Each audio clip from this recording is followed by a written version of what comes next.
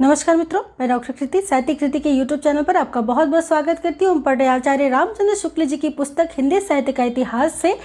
आज हम पढ़ेंगे नाटक, निबंध, कहानी और उपन्यासों के बारे में, जिसमें प्रारंभिक दौर के जो भी नाटक लिखे गए थे, यानी कि द्विवेदी युग, जिसको शुक्ल जी ने द्वितीय उत्थान कहा है। तो द्वितीय उत्थान द्विवेदी युग के अंतर्गत हम नाटकों को पढ़ेंगे, जिसमें हम अनुदित नाटक, मौलिक नाटक, उपन्यासों को जिसमें हम अनुदित उपन्यास एवं मौलिक उपन्यास, साथ साथ कहानियों को जिसमें अनुदित और मौलिक पढ़ेंगे, साथ साथ निबंध को पढ़ेंगे। तो इस प्रकार चार जो गद्य विधाएं हैं, महत्वपूर्ण विधाएं गद्य साहित्य की, इन सब को अनुदित और मौलिक रूप में हम आज की इस कक्षा में पूरा पढ़कर समाप्त करेंगे, जो कि शुक्ल जी ने बहुत महत्वपूर्ण इसमें कथा, जो गल्प लेखक हैं और जो गद्य लेखक है, विभिन्न जैसे निबंध हैं, नाटक है, कहानी, उपन्यास है, इनमें जो बहुत विशेष रूप से महत्वपूर्ण रचनाकार है, लेखक है, उनकी रचनाओं को उद्धृत किया है, जिससे ये पूरी जो विशेष रूप से विशिष्ट जो गद्य साहित्य की जो परंपराएं चली, उन सबको आज इस महत्वपूर्ण कक्षा के अंतर्गत हम पढ़ेंगे।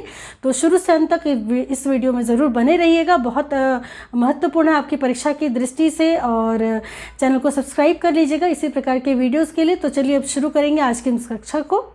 द्वितीय उत्थान के भीतर हम गद्य साहित्य का निर्माण इतने परिमाण में और इतने रूपों में हो गया है कि हम उसका निरूपण कुछ विभाग के अंतर्गत कर सकते हैं। आप जानते ही हैं कि हिंदी साहित्य में द्विवेदी युग के दौरान आते आते बहुत सारे तरह तरह के गद्य साहित्य का निर्माण हो चुका था। तो इन सभी को अच्छे से पढ़ने के लिए, या कह सकते हैं कि विभाग बनाने के लिए, ताकि इसका अलग अलग रूप से इस पर चर्चा की जा सके, शुक्ल जी ने सुविधा के लिए इसके 4 विभाग कर दिए: नाटक, उपन्यास, कहानियाँ, निबंध और समालोचना। ठीक है, तो 4 विभाग शुक्ल जी ने क्या क्या किया: नाटक, उपन्यास, कहानियाँ, निबंध और समालोचना।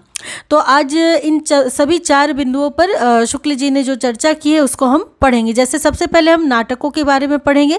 कुछ मौलिक नाटक लिखे गए थे, कुछ अनुदित नाटक लिखे गए थे। तो अनुदित नाटकों की चर्चा करें तो आप देख सकते हैं कि बंग भाषा के कुछ अनुवाद हमें देखने को मिलते हैं, जिनमें है जैसे कि बाबू रामकृष्ण वर्मा द्वारा वीर नारी, कृष्णा कुमारी और पद्मावती नाटकों का उल्लेख हो चुका है पहले। वहीं संवत 1950 के पीछे गहमर जी, जो जिला गाजीपुर के थे, के बाबू गोपाल राम ने वनवीर, बब्रुवाहन, देशदशा, विद्या विनोद और रविंद्र बाबू के चित्रांगदा का अनुवाद किया। किसने किया? बाबू गोपाल राम ने किया। ठीक है, ये सभी रचनाएं पूछी जाती है तो ध्यान रखिएगा कौन कौन सी: वनवीर, बब्रुवाहन, देशदशा, विद्या विनोद और रविंद्र बाबू के चित्रांगदा का अनुवाद किया। ठीक है, बाबू गोपाल राम ने। वहीं द्वितीय उत्थान के अंतिम भाग में पंडित रूपनारायण पांडे ने गिरीश बाबू के पतिव्रता, क्षीरोद प्रसाद विद्या विनोद के खानजहां और रविंद्र बाबू के अचलायतन तथा द्विजेंद्र लाल राय के उस पार, शाहजहां, दुर्गादास, ताराबाई आदि कई नाटकों का अनुवाद प्रस्तुत किया। ठीक है, किसने? रूपनारायण पांडे जी ने। तो इस प्रकार बहुत सारे बंग भाषा से अनुवाद किए जा रहे थे। वही बात की जाए अंग्रेजी भाषा के अनुवाद की, तो अंग्रेजी भाषा के अनुवाद में हम देख सकते हैं कि जयपुर के पुरोहित गोपीनाथ जी, जो कि शेक्सपियर के 3 नाटकों का अनुवाद इन्होंने किया, जैसे रोमियो जूलियट, प्रेम लीला के नाम से, वहीं एज यू लाइक इट और वेनिस का व्यापारी। ठीक है, तो इस प्रकार ये 3 नाटकों का अनुवाद करते हैं कौन? पुरोहित गोपीनाथ, या फिर गोपीनाथ के नाम से भी इनको हम जानते हैं।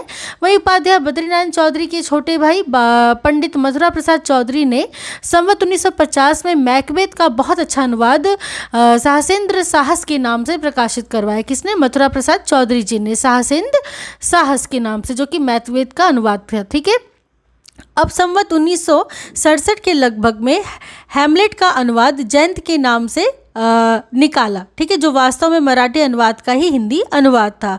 तो इस प्रकार अंग्रेजी में बहुत सारे अनुवाद निकल रहे थे। गोपीनाथ ने निकाला शेक्सपियर का। ठीक है, उपाध्याय बद्रीनारायण चौधरी के छोटे भाई मथुरा प्रसाद चौधरी जी ने निकाला। ठीक है, तो इस प्रकार से बहुत सारे अनुवाद हमें अंग्रेजी भाषा के देखने को मिलते हैं। वहीं बात की जाए अगर संस्कृत की, तो आप देख सकते हैं संस्कृत भाषा के जो अनुवाद हमें देखने को मिलते हैं उनमें है संस्कृत के नाटकों के लिए राय बहादुर, लाला सीताराम BA सदा आदर के साथ स्मरण किए जाते हैं। ठीक है, संवत तो 1940 में मेघदूत का अनुवाद घनाक्षरी शब्दों में इन्होंने प्रकाशित करवाया। ठीक है, इस प्रकार संवत 1944 में उनका नागानंद का भी अनुवाद निकला। तो मेघदूत का अनुवाद घनाक्षरी शब्दों में, नागानंद का अनुवाद, फिर धीरे धीरे उन्होंने मृक्षकटिक, महावीर चरित, उत्तराम चरित, मालती माधव, मालविका अग्निमित्र का अनुवाद कर डाला। किसने कर डाला? ये सभी जो कर रहे थे अनुवाद, राय बहादुर लाला सीताराम कर रहे थे। ठीक है, तो इस प्रकार ये सभी संस्कृत के अनुवाद हमें देखने को मिलते हैं। बात की जाए भारतेंदु के समय में जो काशी से बहुत सारा कार्य हो रहा था, जैसे भारतेंदु के समय में वे काशी के क्वींस कॉलेज के सेकंड मास्टर थे। कौन थे सेकंड मास्टर? राय बहादुर लाला सीताराम जी। पीछे वे डिप्टी कलेक्टर भी हुए थे। संस्कृत के अनेक पुराण ग्रंथों के अनुवादक, ठीक है, रामचरितमानस, बिहारी सत्य के टीकाकार, सनातन धर्म के प्रसिद्ध व्याख्याता मुरादाबाद के पंडित ज्वाला प्रसाद मिश्र जी। कौन थे ये? ज्वाला प्रसाद मिश्र जी, जो कि मुरादाबाद के थे।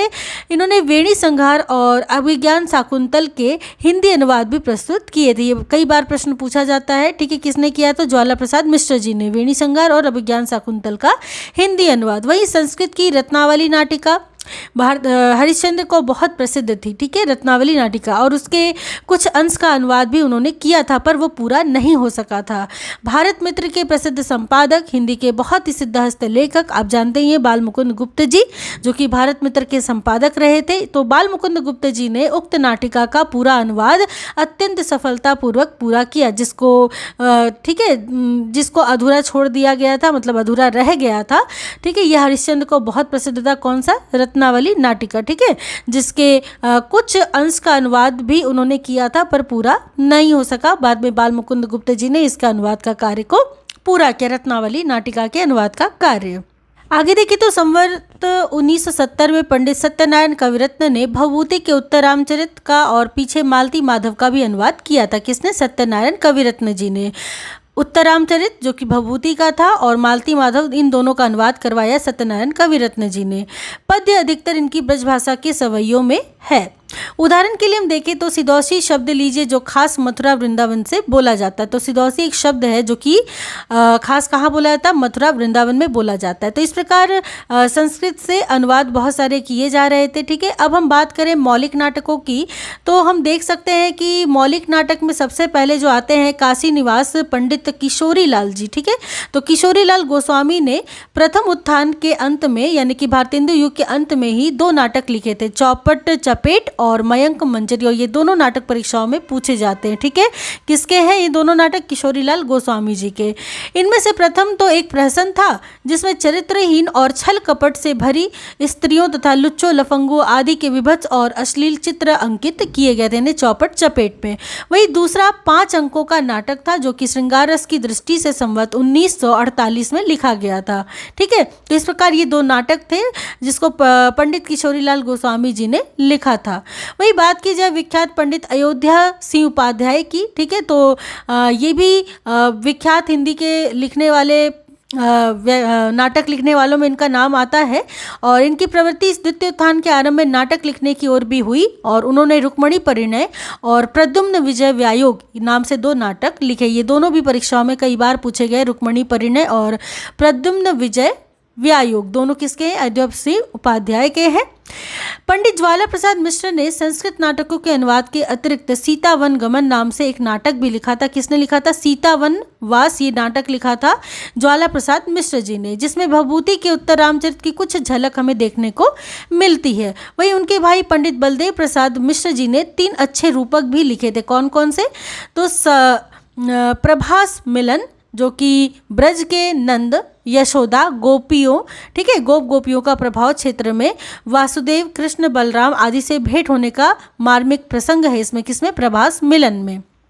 और बड़ी सहृदयता के साथ ये रचा गया है प्रभास मिलन। वहीं मीराबाई नाटक, जो कि भक्ति भाव जगाने वाला उत्तम नाटक है। और तीसरा नाटक है लल्ला बाबू, जो कि समाज का एक छोटा सा खंड चित्र दिखाने वाला अच्छा प्रहसन है। तो इस प्रकार ये 3 जो नाटक लिखे गए थे, ठीक है, तो किसके द्वारा? तो बलदेव प्रसाद मिश्र के द्वारा। तो ये सभी नाटक बहुत महत्वपूर्ण है आपकी परीक्षा की दृष्टि से, आप इनको ध्यान रखिएगा। आगे कुछ हम देखें तो अब हम ये देख सकते हैं कि भारतेंदु का वृहद जीवन चरित्र चरित्र लिखने वाले थे शिवनंदन सहाय जी, जिनको सुदामा नाटक का उल्लेख इन्होंने किया है कि ये जो शिवनंदन सहाय जी थे, इन्होंने भारतेंदु के ऊपर इनके जीवन चरित्र पर एक रचना लिखी है।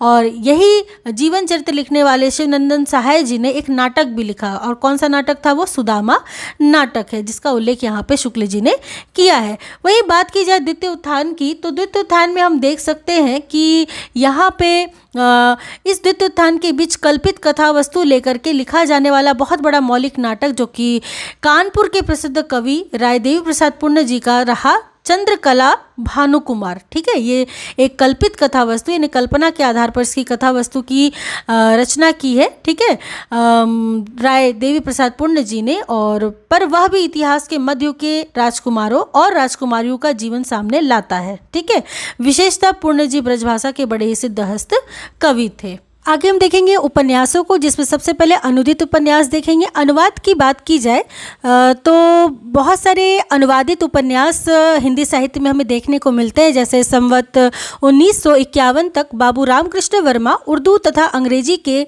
भी कुछ अनुवाद कर चुके थे। जैसे ठग वृत्तांत माला इनकी रचना है बाबू रामकृष्ण वर्मा जी की। ठीक है, ये सभी अनुवादित रचनाएं हैं, उपन्यास है अनुवाद के। ठग वृत्तांत माला, पुलिस वृत्तांत माला, अकबर, अमला वृत्तांत माला, वहीं चित्तौर चातकी का बंग भाषा से अनुवाद उन्होंने किया था। यह पुस्तक चित्तौर के राजवंश की मर्यादा के विरुद्ध समझी गई, और इसके विरोध में यहाँ तक आंदोलन हुआ कि सब कॉपियाँ गंगा में फेंक दी गई। तो ये प्रश्न बनता है, परीक्षाओं में पूछा भी गया है कि किस रचना की, किस उपन्यास की सभी कॉपियाँ गंगा में फेंक दी गई थी? तो चित्तौर चातकी की। ठीक है, और चित्तौर चातकी को किसने लिखा था? तो बाबू रामकृष्ण वर्मा का अनुवाद ग्रंथ है चित्तौर चातकी। ठीक है, बंग भाषा से इन्होंने अनुवाद किया था।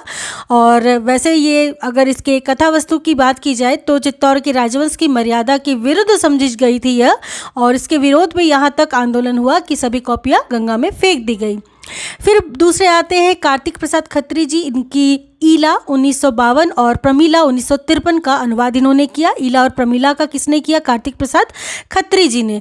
वही जया और मधुमालती के अनुवाद 2-1 बरस पीछे फिर इन्होंने और भी निकाले।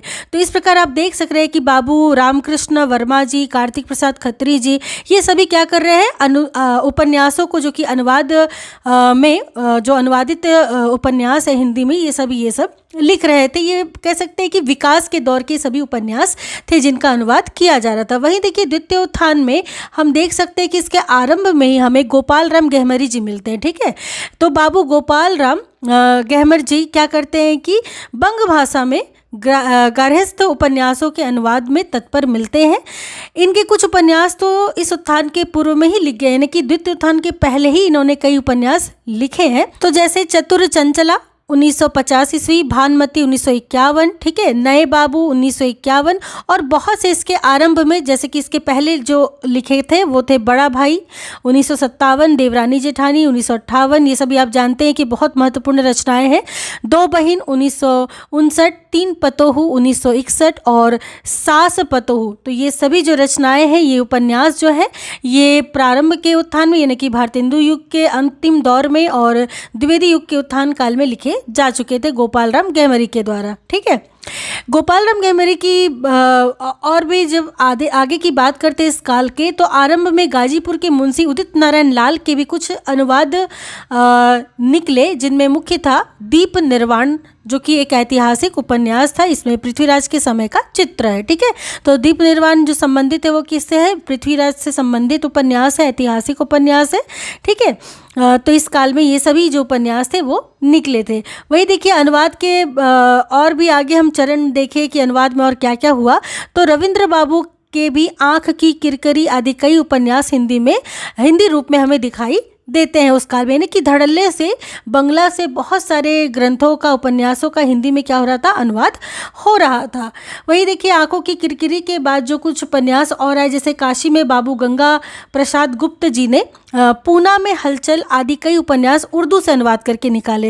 मतलब बंग भाषा से तो अनुवाद हो ही रहे थे, उर्दू से भी उपन्यासों को अनुवाद किया जा रहा था। जैसे पूना में हलचल जो कि उर्दू का उपन्यास है, इसको हिंदी में अनुवाद किया काशी के बाबू गंगा प्रसाद गुप्त जी ने। मराठी से अनुदित उपन्यासों में बाबू रामचंद्र वर्मा का छत्रसाल बहुत उत्कृष्ट उपन्यास है। ठीक है, ये मराठी से अनुदित है। कौन सा? छत्रसाल, जिसको बाबू रामचंद्र वर्मा जी ने इसका अनुवाद किया था। वही अंग्रेजी के 2 ही 4 उपन्यास के अनुवाद हमें देखने को मिलते हैं, जैसे रेनॉल्ड कृत लैला और लंदन रहस्य। ठीक है, तो रेनॉल्ड कृत लैला का हमें अनुवाद देखने को मिलता है और लंदन रहस्य। ठीक है, अंग्रेजी के प्रसिद्ध उपन्यास टॉम काका की कुतिया का भी अनुवाद हुआ है। तो इस प्रकार हमें बहुत सारे उपन्यास देखने को मिले, बंग भाषा से, मराठी से भी 1-2 मिले, वहीं उर्दू से अनुवाद हुए, अंग्रेजी से उपन्यास के अनुवाद हुए। तो ये सभी थे अनुदित उपन्यास, जो कि प्रारंभिक दौर में इस प्रकार से अनुवाद के माध्यम से उपन्यासों की एक कह सकते हैं कि झड़ी सी लगी थी। अब देखेंगे मौलिक उपन्यास, जो मूल रूप से हिंदी में लिखे गए उपन्यास है, मौलिक रूप से लिखे गए उपन्यास है। तो पहले मौलिक उपन्यास लेखक जिनके उपन्यासों की सर्वसाधारण में धूम हुई, वे थे काशी के बाबू देवकीनंदन खत्री जी। आप जानते ही हैं कि देवकीनंदन खत्री जी बहुत तिलस्मी और अय्यारी उपन्यासों के लिए हिंदी साहित्य में जाने जाते हैं। तो द्वितीय उत्थान काल के पहले ही नरेंद्र मोहिनी, कुसुम कुमारी, वीरेंद्र वीर आदि कई उपन्यास लिख चुके थे। ठीक है, ये सभी उपन्यास है बाबू देवकीनंदन खत्री जी का। तो ये सभी उपन्यास बाबू देवकीनंदन खत्री जी लिख चुके थे। नरेंद्र मोहिनी, कुसुम कुमारी, वीरेंद्र वीर, ये सभी। उक्त काल के आरंभ में, यानी कि जब द्विवेदी युग का आरंभ हुआ, तो इस काल के आरंभ में तो चंद्रकांता और चंद्रकांता संतति किसकी रचना है? देवकीनंदन खत्री जी की। ये सभी नामक अय्यारी के उपन्यासों की चर्चा चारों ओर इतनी फैल गई, इतना प्रसिद्ध हुआ ये सभी उपन्यास कि लोग हिंदी की किताबें जो नहीं पढ़ते थे, इनके नाम से खरीद खरीद की किताबें पढ़ने लगे, इतने ज़्यादा प्रसिद्ध हुए। बात की जाए तो ये वास्तव में घटना प्रधान कथानक या किस्से हैं, जिनमें जीवन के विविध पक्षों के चित्रण का कोई प्रयत्न नहीं है, केवल घटना प्रधान कथानक है या कह सकते हैं किस्सा है कोई। इससे ये साहित्य कोटि में नहीं आते, ऐसा शुक्ल जी लिखते हैं। इनको साहित्य की कोटि में शुक्ल जी नहीं मानते हैं। पर हिंदी साहित्य के इतिहास में बाबू देवकीनंदन का स्मरण इस बात के लिए सदा बना रहेगा कि जितने पाठक उन्होंने उत्पन्न किए, उतने और किसी ग्रंथकार ने नहीं किए। चंद्रकांता पढ़ने के लिए न जाने कितने उर्दू जीवी लोगों ने हिंदी सीखी। चंद्रकांता पढ़ चुकने पर वे चंद्रकांता की किस्म की कोई किताब ढूंढने में परेशान रहते थे कि इस प्रकार की कोई और भी किताब आए। तो शुरू में चंद्रकांता और चंद्रकांता संतति पढ़कर न जाने कितने नवयुवक हिंदी के लेखक भी हो गए। चंद्रकांता पढ़कर वे हिंदी की और प्रकार की साहित्यिक पुस्तकें भी पढ़ चले और अभ्यास हो जाने पर कुछ लिखने भी लगे। तो देख सकते हैं कि उपन्यासों में कितने ज़्यादा पाठकों को इकट्ठा किया चंद्रकांता संतति और चंद्रकांता ने, जो कि देवकीनंदन की रचनाएं हैं। तो इन्होंने बहुत पाठक वर्ग तैयार करने में काफ़ी मदद की। बाबू देवकीनंदन के प्रभाव से तिलस्मी और अय्यारी के उपन्यासों की हिंदी में बहुत दिनों तक भरमारी बनी रही। ठीक है, अब देखेंगे कि इन्हीं के, देखिए, बाबू देवकीनंदन खत्री के तिलस्मी रास्ते पर चलने वालों में थे बाबू हरिकृष्ण जौहर। ठीक है, जिनको विशेष रूप से उल्लेख इनका किया जाना चाहिए। क्या नाम है? बाबू हरिकृष्ण जौहर जी। आगे अगर हम देखेंगे कि उपन्यासों में अब तिलस्मी अय्यारी के बाद कुछ अब इस प्रकार के उपन्यास भी लिखे जाने लगे जो कि समाज से संबंधित थे, जिनमें थे किशोरी लाल गोस्वामी जी, जिनका जन्म संवत 1922 और मृत्यु सन 1989 में होता है। इनकी साहित्य की कोटि में रचनाएं जो आती हैं वो इनके उपन्यासों में समाज के कुछ सजीव चित्र है, वासनाओं के रंग रूप है, चित्ताकर्षण वर्णन है और थोड़ा बहुत चरित्र चित्रण भी अवश्य पाया जाता है। किसमें? किशोरी लाल गोस्वामी जी के उपन्यासों में। संवत 1955 में उन्होंने उपन्यास मासिक पत्र निकाला था। तो उपन्यास नामक मासिक जो पत्र था वो निकाला था किशोरी लाल गोस्वामी जी ने संवत 1955 में। और द्वितीय उत्थान काल के भीतर ही लगभग 65 छोटे बड़े उपन्यास लिखकर इन्होंने प्रकाशित किए। अतः साहित्य की दृष्टि से उन्हें हिंदी का पहला उपन्यासकार कहना चाहिए। अब देखिए, ध्यान देने वाली बात है कि शुक्ल जी ने साहित्य की दृष्टि से हिंदी का पहला उपन्यासकार किसे माना है? तो किशोरी लाल गोस्वामी जी को। आप देख सकते हैं 65 से लगभग छोटे बड़े उपन्यास लिखकर इन्होंने प्रकाशित करवाए थे। ठीक है, जो कि बड़ी महत्वपूर्ण सभी रचनाएं हैं। और कहते कि इसमें उच्च वासनाएं व्यक्त करने वाले दृश्यों की अपेक्षा निम्न कोटि की वासनाएं प्रकाशित करने वाले दृश्य भी हैं और चटकीले भी। इस बात की शिकायत चपला के संदर्भ में अधिक हुई है। मतलब चपला जो है इनकी रचना है, इनका उपन्यास है चपला, किसका? किशोरीलाल गोस्वामी जी का, जिसमें निम्न कोटि की वासनाओं को प्रकाशित करने वाले दृश्य है और ये बहुत चटकीले हैं। तो इस दृष्टि से चपला का काफ़ी उल्लेख देखा जाता है। ठीक है, उसी के बाद अब हम देखेंगे तो एकाक रचना हमें मिलती है कि जो कि आप देख सकते हैं कि मल्लिका देवी या बंग सरोजनी। ठीक है, तो ये जो है मल्लिका देवी या बंग सरोजनी में संस्कृत प्राय समास बहुला भाषा काम में लाई गई है। इन दोनों प्रकार की लिखावटों को देखकर कोई विदेशी चकपका कर पूछ सकता है कि क्या ये दोनों रचनाएं हिंदी की है। मतलब एक और जहाँ उन्होंने इस प्रकार की रचनाएं लिखी है जो कुछ वासनाओं को लेकर के भी, उच्च वासनाएं भी है, निम्न कोटि की वासनाएं भी है, ऐतिहासिक भी है, सामाजिक भी है, वहीं मल्लिका देवी या बंग सरोजनी जैसे संस्कृत प्राय समास बहुला इस प्रकार का उपन्यास भी इन्होंने लिखा है। ठीक है, किशोरीलाल गोस्वामी जी ने। वही पंडित किशोरीलाल गोस्वामी के कुछ उपन्यासों के नाम ये थे जिनमें तारा, चपला, तरुण तपस्विनी, रजिया बेगम, लीलावती, राजकुमारी, लवंगलता, हृदय हारिणी, हीराबाई, लखनऊ की कब्र इत्यादि है। ये सभी जो उपन्यास है वो किसके? किशोरीलाल गोस्वामी जी के। सभी रचनाएं पूछी जाती है तो ध्यान रखिएगा। वहीं अगले जो है पंडित अयोध्या सिंह उपाध्याय, इन्होंने भी दो उपन्यास ठेठ हिंदी में लिखे थे। किस में लिखे थे? ठेठ हिंदी में लिखे थे, जिसमें पहला है ठेठ हिंदी का ठाठ संवत 1956 और अधखिला फूल संवत 1964। इनको समय के साथ याद रखिएगा क्योंकि कई बार क्रम में भी ये प्रश्न पूछा जाता है। ठीक है, तो ठेठ हिंदी का ठाठ और अधकिला फूल किसका है? अयोध्या सिंह उपाध्याय हरिऔध जी का है और बहुत महत्वपूर्ण दोनों रचनाएं हैं। सबसे पहले लिखी उनकी जो पुस्तक है वो है बेनिस्का बांका। ठीक है, इसमें भाषा जो थी वो संस्कृतपन की सीमा तक पहुंची हुई थी। ठीक है, किसमें? बेनिस्का बांका। ये भी रचना जो है वो किसकी है? तो ये भी अयोध्या सिंह उपाध्याय हरिऔध की रचना है।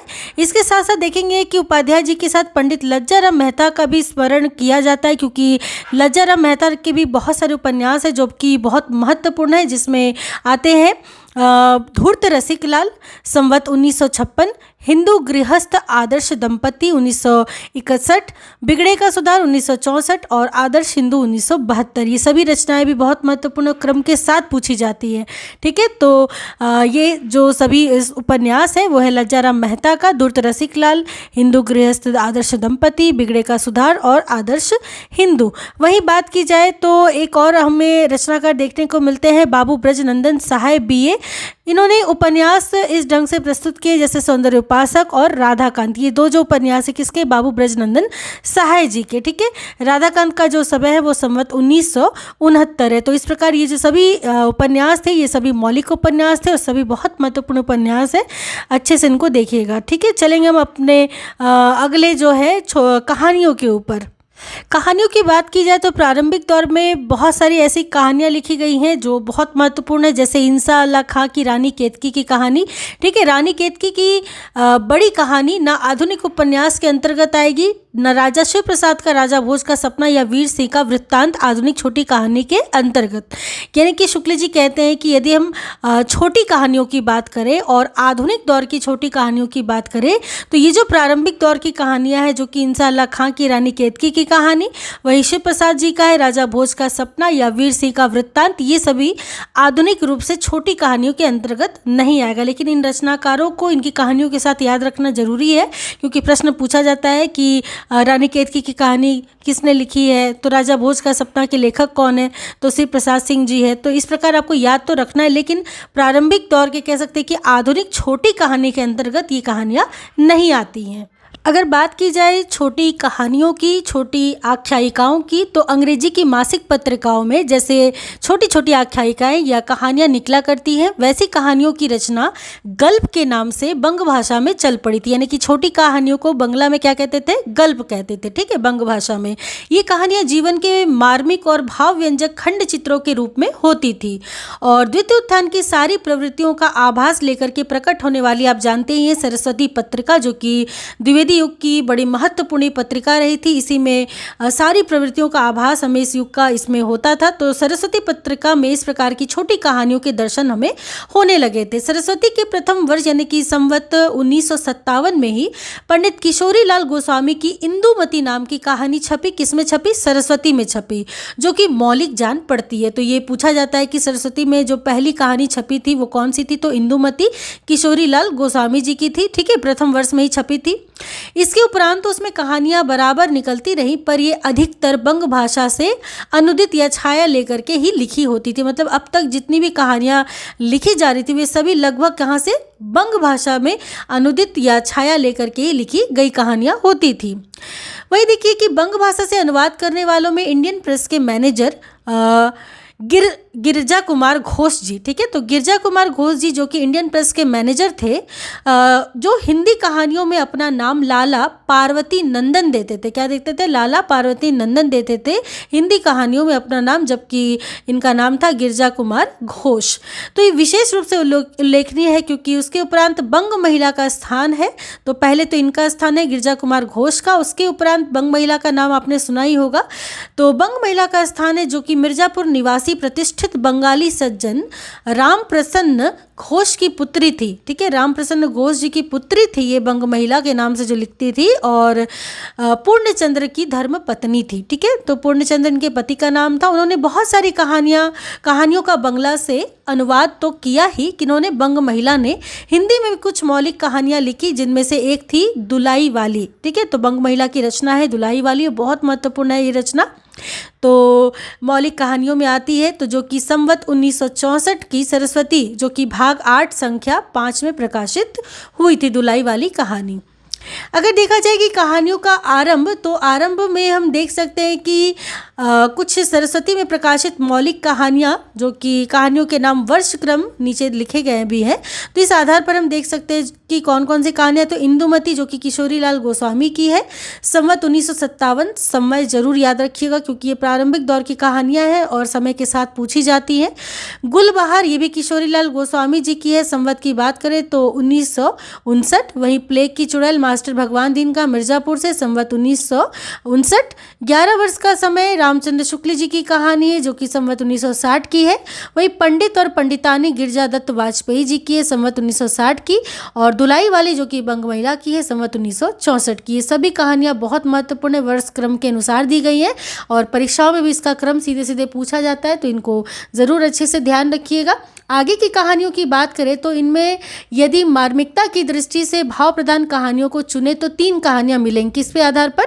मार्मिकता की दृष्टि से भाव प्रधान। तो इंदुमती, 11 वर्ष का समय, और दुलाई वाली, ये तीनों जो है ये मार्मिकता की दृष्टि से भाव प्रधान कहानियां हैं। यदि इंदुमती किसी बंगला कहानी की छाया नहीं है तो हिंदी की यही पहली मौलिक कहानी ठहरती है। इसके उपरांत 11 वर्ष का समय, फिर दुलाई वाली। ठीक है, इसका नंबर आता है। तो सबसे पहले इंदुमती, फिर 11 वर्ष का समय, और फिर दुलाई वाली। ठीक है, वैसे क्रम के आधार पर हमने अभी देखा ही कहानियों का, तो इसको क्रम को बहुत अच्छे से याद रखिएगा, सभी बहुत महत्वपूर्ण है। आगे अगर हम देखें तो शुक्ल जी लिखते हैं कि संवत 1968 में कल्पना और भावुकता के कोश बाबू जयशंकर प्रसाद की ग्राम नामक कहानी उनके मासिक पत्र इंदु में निकली थी। ठीक है, तो ग्राम जो कहानी किसकी है? जयशंकर प्रसाद जी की कहानी है ग्राम। ठीक है, संवत 1968 में ये कहानी निकली थी उनके मासिक पत्र इंदु में। ठीक है, तो इसके उपरांत तो उन्होंने आकाशदीप, बिसाती, प्रतिध्वनि, स्वर्ग के खंडहर, चित्र मंदिर इत्यादि अनेक कहानियां लिखी हैं, और जो कि तृतीय उत्थान के भीतर आती है। जब हम तृतीय उत्थान पढ़ेंगे उसमें हम देखेंगे इन सभी कहानियों के बारे में और विस्तार से। तो ये सभी जो कहानियां किसकी? जयशंकर प्रसाद जी की कहानियां हैं। हास्य रस की कहानियां लिखने वालों में जीपी श्रीवास्तव का नाम बहुत अच्छे से लिया जाता है हास्य रस की कहानियां लिखने वालों में, और इनकी पहली कहानी भी इंदु में ही सन 1968 में निकली थी।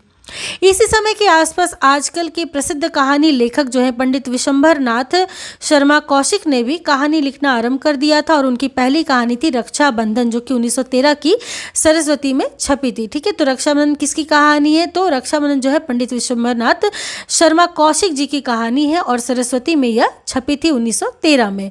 वहीं राजा राधिका रमन प्रसाद सिंह जी की हिंदी के एक अत्यंत भावुक और भाषा से बहुत ही अद्भुत कह सकते हैं अधिकार रखने वाले लेखक है राधिका रमन प्रसाद जी। और उनकी एक कहानी जो छवि जो कि भावुकतापूर्ण कहानी है, कानों में कंगना, बहुत बार पूछी गई रचना है।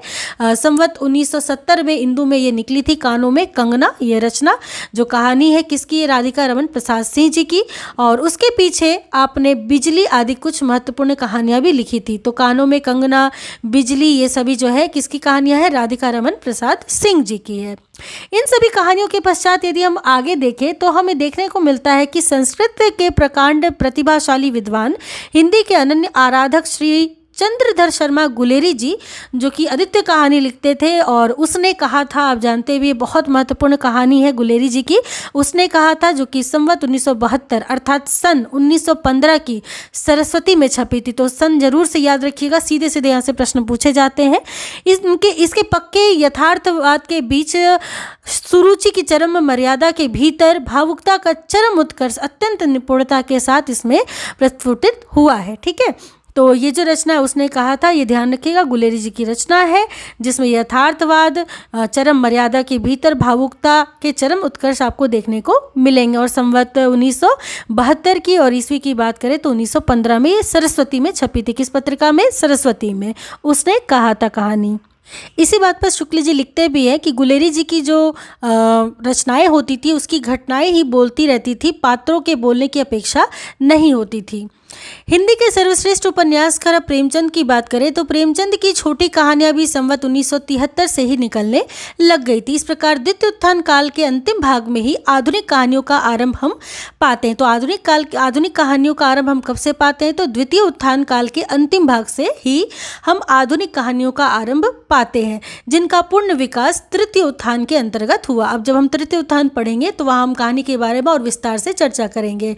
अगला अगर हम देखा तो अगला निबंध के रूप में, निबंध साहित्य के रूप में जो हिंदी साहित्य में एक धारा चली, जो एक गद्य की परंपरा चली, तो इस निबंध का विकास और इस निबंध में किस प्रकार से लिखा जाने लगा, शुक्ल जब इसके बारे में लिखते हैं कि यदि गद्य कवियों या लेखकों की कसौटी है, यानी कि गद्य यदि कवि या लेखकों की कसौटी है तो निबंध गद्य की कसौटी है ना।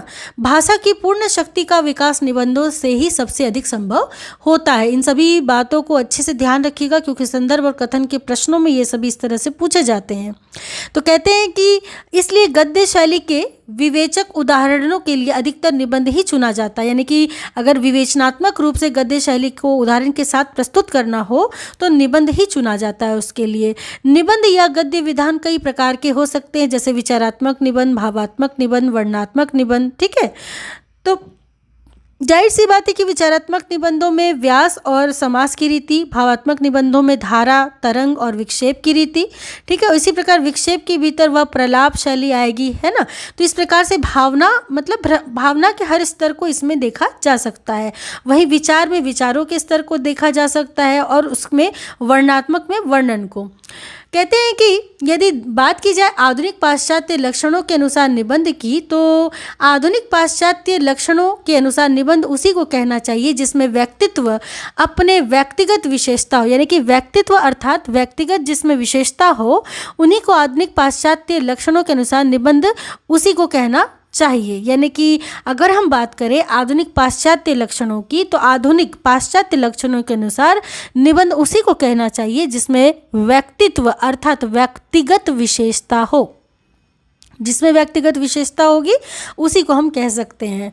ठीक है, व्यक्तिगत विशेषता का यह मतलब नहीं है कि उसके प्रदर्शन के लिए विचारों की श्रृंखला रखी ही ना जाए या जानबूझकर जगह जगह पे उसको तोड़ दिया जाए। भावों की विचित्रता को दिखाने के लिए ऐसी अर्थ योजना की जाए जो उसकी अनुभूति कराए या अनुभूति के प्राकृत या लोक सामान्य स्वरूप को से संबंध ही ना रखे, अथवा भाषा के सर्कस वालों की सी कसरतें या हठोगियों के समान आसन कराए जाए जिनका लक्ष्य तमाशा दिखाने के सिवा और कुछ ना हो। ऐसी विशेषता की बात नहीं की जा रही, यहाँ पे उस विशेषता की बात की जा रही है जिसमें विचारों की, ठीक है, व्यक्तिगत विशेषता का मतलब ये नहीं है कि प्रदर्शन हो, प्रदर्शन की बात नहीं की जा रही, उसके गूढ़ तथ्यों की बात की जा रही है, गूढ़ भावनाओं की, गूढ़ विचारों की बात की जा रही है। ठीक है, तो ऐसा कुछ ना हो कि जिसमें केवल तमाशा दिखाया जाए और तमाशा की तरह वो दिखे, उसका कोई उससे विचारों से और गूढ़ तथ्यों से, गूढ़ बातों से कोई मतलब ना हो, ऐसा नहीं है। ठीक है।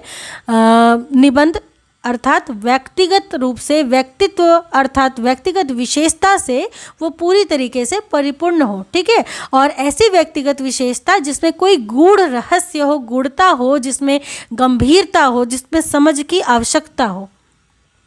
आगे अगर देखा जाए तो निबंध लेखक अपने मन की प्रवृत्ति के अनुसार स्वच्छंद गति से इधर उधर फूटी हुई सूत्र शाखाओं पर विचरता चलता है। यही उसकी अर्थ संबंधी व्यक्तिगत विशेषता है। अर्थ संबंध सूत्र की टेढ़ी जो रेखाएं ही है वो भिन्न भिन्न लेखकों का दृष्टिपथ निर्दिष्ट करती हैं। तो जाहिर सी बात है, निबंध जो लेखक है भिन्न भिन्न दृष्टि से, भिन्न भिन्न दिशाओं से सोचते हैं, लिखते हैं, तो सबकी दृष्टि भिन्न भिन्न होगी। अर्थ संबंध सूत्र की टेढ़ी रेखाएं ही भिन्न भिन्न लेखकों का अपना अपना दृष्टिपात है, अपनी अपनी देखने की, अपने अपने देख करके समझने की अपनी क्षमता है, अपनी प्रतिभा है ना। तो ये इसी बात पे शुक्ल जी यहाँ पे बताते हैं। आगे यदि बात की जाए तो निबंध लेखक जिधर चलता है उधर अपनी संपूर्ण मानसिक सत्ता के साथ चलता है, अर्थात बुद्धि और भावना दोनों को लेकर के चलता है। जो करुण प्रकृति है उनका मन किसी बात को लेकर के अर्थ संबंध सूत्र पकड़े हुए करुण स्थलों की ओर झुकता है और गंभीर वेदना का अनुभव करता चला जाता है। जाहिर सी बात है कि जो कि करुण प्रकृति का होगा वो करुणा को अधिक पकड़ेगा, करुण स्थलों को अधिक झुकेगा, उस गंभीर वेदना का उसको अधिक अनुभव होगा। जो विनोदशील है उसकी दृष्टि उसी बात को लेकर के ऐसे पक्षों की ओर दौड़ेगी या दौड़ती है जिन्हें सामने पाकर कोई हंसे बिना नहीं रह सकता। मतलब जिसकी जैसी प्रवृत्ति होगी, जिसका जैसा रुझान या झुकाव होगा, वो उसी आधार पे आगे की तरफ बढ़ेगा। उदाहरण के लिए आलसियों और लोभियों को लीजिए, जिन्हें दुनिया बुरा कहती चली आ रही है। कोई लेखक अपने निबंध में उनके गुणों को विनोदपूर्ण सामने रखता हुआ उनकी प्रशंसा का वैचित्र्यपूर्ण आनंद ले और दे सकता है। इसी प्रकार वस्तु के नाना सूक्ष्म बियरों पर दृष्टि गड़ाने वाला लेखक किसी छोटी से छोटी, तुच्छ से तुच्छ बात को भी गंभीर विषय का रूप देकर पांडित्यपूर्ण भाषा की पूरी नकल करता हुआ सामने रख सकता है। तो ये अपनी अपनी बात है ना। तो आगे हम देखेंगे शुक्ल जी निबंधों के बारे में क्या लिखते हैं कि यहाँ पे तो आपने समझा कि निबंध क्या है कि जो भी जिस प्रकार के निबंध लेखक होते हैं वो पूर्ण तरीके से मानसिक सत्ता यानी मानसिक अपनी विचार उसको साथ लेकर के चलते हैं, और जिसमें बुद्धि का साथ होता है, हृदय का भी साथ होता है। ठीक है। भावना पक्ष, हृदय पक्ष, बुद्धि पक्ष सभी साथ लेकर के वो चलता है और अपने अपने तरीके से किस प्रकार से वो उस व्यक्तिगत विशेषता को उद्धृत करता है, जिसमें विचार भी है और जिसमें विचार भी हो सकते हैं, जिसमें भावना भी हो सकती है और जिसमें वर्णन भी हो सकता है। तीन पक्ष जो निबंध के शुक्ल जी ने माने हैं। और अंततः देख सकते हैं हम कि इस उत्थान काल के आरंभ में ही निबंध का रास्ता दिखाने वाले दो अनुवाद ग्रंथ प्रकाशित हो चुके थे। एक था बेकन विचार रत्नावली, जो कि अंग्रेजी के बहुत पुराने पहले निबंध लेखक लॉर्ड बेकन के कुछ निबंधों का अनुवाद है। बेकन विचार रत्नावली में किसके? लॉर्ड बेकन के कुछ निबंधों का अनुवाद है इसमें। और निबंध मालादर्श, जो कि चिपलूण करके मराठी निबंधों का अनुवाद है। तो पहली पुस्तक पंडित महावीर प्रसाद द्विवेदी जी की है, यानी कि बेकन विचार रत्नावली। ठीक है। किसने लिखा? पंडित महावीर प्रसाद द्विवेदी जी ने। और दूसरी पंडित गंगा प्रसाद अग्निहोत्री की है, यानी कि निबंध माला दर्श किसकी है? गंगा प्रसाद अग्निहोत्री जी की है। तो इस प्रकार जो है कि निबंधों का जो उत्थान काल था वो आरंभ में निबंध का रास्ता दिखाने वाले ये दो ग्रंथ हो चुके थे। अगर बात की जाए तो मासिक पत्रिकाएं इस द्वितीय उत्थान के भीतर बहुत सी निकली, पर उसमें अधिकतर लेख बातों का संग्रह के रूप में ही रह गया। तो ये जो बातों का संग्रह है ये द्विवेदी युग में प्रयोग किया गया शब्द है। ठीक है। बातों का संग्रह, एक बार ऐसा प्रश्न देखने को मिला था कि किस युग की बात है, तो बातों का संग्रह, तो ये द्विवेदी युग की बात है। ठीक है। तो मासिक पत्रिका में इस द्वितीय उत्थान के भीतर बहुत सी निकली, जिनमें उनमें से अधिकतर लेख बातों का संग्रह के रूप में ही रहते थे। ठीक है, और लेखकों के अंत प्रयास से निकली विचारधारा के रूप में नहीं हो पाती थी। इस काल के भीतर जिनकी कुछ कृतियां निबंध कोटि में आ सकती थी उनका संक्षेप में उल्लेख हम अगली कक्षा में करेंगे। यानी कि अब हम विस्तार रूप से चर्चा करेंगे निबंध के बारे में, उसके बाद उपन्यास, कहानी, नाटक, इन सब के बारे में अब हम विस्तार से चर्चा करेंगे। ये तो द्वितीय उत्थान के अंतर्गत तक जो विकास हुआ था गद्य साहित्य का, विभिन्न विधाओं का, उसके बारे में शुक्ल जी ने संक्षेप में हमें बता दिया है। तो आशा करती हूँ इस कक्षा के माध्यम से आप निबंध साहित्य, नाटक साहित्य, उपन्यास, कहानी, इन सब के बारे में, इन सब के विकास के बारे में, और जो महत्वपूर्ण प्रारंभिक दौर के सभी इस प्रकार के गद्य साहित्य लिखे गए थे उनके बारे में आपने अच्छे से जान लिया होगा। कक्षा बहुत महत्वपूर्ण है, जरूर अच्छे से इसको पढ़िएगा, महत्वपूर्ण प्रश्न भी बनते हैं। तो अब अगली कक्षा में हम विस्तार से इन सभी बातों पर चर्चा करेंगे, शुक्ल जी के इतिहास को पढ़ेंगे। तो मिलती हूँ अगली कक्षा में, तब तक के लिए आप सबका बहुत बहुत धन्यवाद।